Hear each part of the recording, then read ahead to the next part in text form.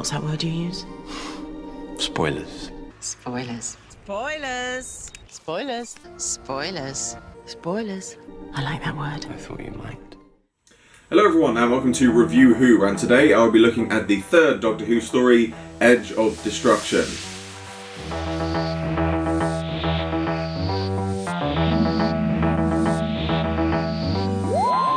Edge of Destruction is one of those stories that is rather like the Marmite of Doctor Who. You either love it or you hate it. I am definitely one of those people that leans towards the latter of these two. However, I think hate is too strong a word. If my feelings towards this story could be described in just one word, I think it would be confused. No matter how many times I watch this story, I never find it particularly memorable. There's plenty of action and tension in the story, but it's incredibly random at times, and the overall final explanation feels very rushed. Which is actually quite a shame when you consider how well planned and thought out the previous two stories have been. In terms of the story for these two episodes, I'm afraid there is very little. It's more of a series of random events tied up with a very quick explanation at the end. In my review of the Daleks, I said that the story felt a little drawn out at times, but in the case of this story, it feels like they came up with the ending first and then tried to write the story backwards from that point. As such, many of the things that happen on screen come across as all the more random. And whilst it does keep you interested to find out what's going on, when you actually do find out what happens, it's very anticlimactic considering the tension that's been built up over the previous two episodes. That being said, for all of its faults, this story certainly does carry on building continuing series plot points. Whilst minor hints have been dropped in the previous two episodes, this story gives the first real insight and evidence that the TARDIS may be more than just a machine, that it has a level of self-awareness and could be considered alive. Originally, the machine wasn't at fault, we were. And it's been trying to tell us so ever since. A machine that can think for itself? Yes. Is that feasible, Doctor? Oh, think not as you or I do, but it must be able to think as a machine. It also adds further to the rivalry between the Doctor and Ian, leading to such moments as the cliffhanger of the Doctor being attacked at the end of episode 1, and then the reveal of Ian as his attacker at the beginning of episode 2. It's quite a shocking moment, and it reminds the audience that while these people are travelling together, they are by no means friends. Not yet, anyway.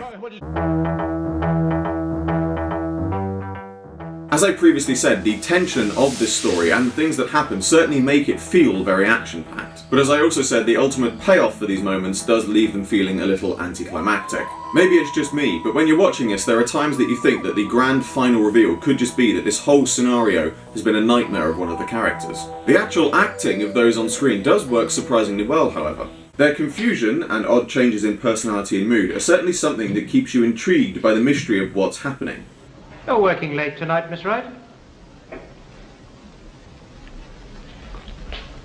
Can I have a glass of water? Susan's fetching some. Susan Foreman, you mean? Yes. And at times, this story does take some very dark turns that almost border on the sinister and frightening. Whilst there still are some moments in this episode that show how Carol Ann Ford's acting is still a little bit off at times. Her acting in the scene between Ian and Susan is very well played, and her insanity certainly makes this one of the scenes which are notably quite dark and frightening.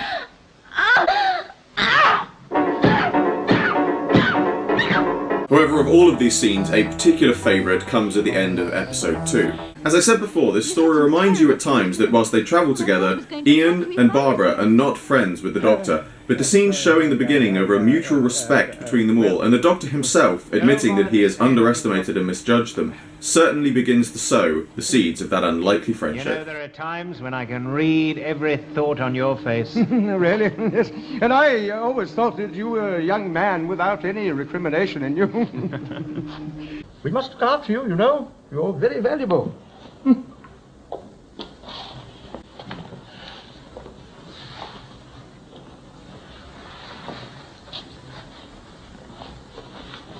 Shall we go?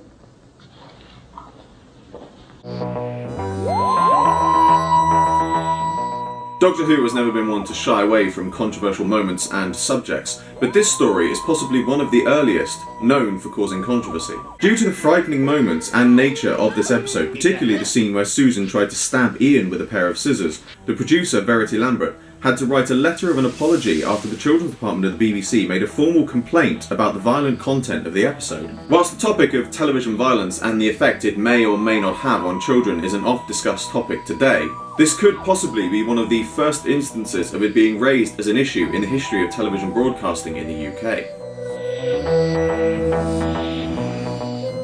Whilst this story does contain some noteworthy moments, overall this episode is not one that is a landmark in the history of the show, unlike the previous two.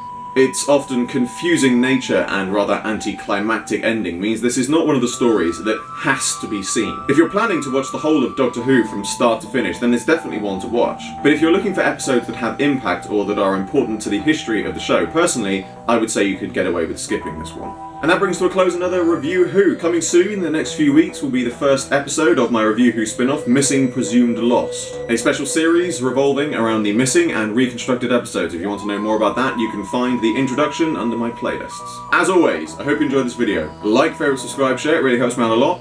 I salute you all, and I will see you with another video very soon.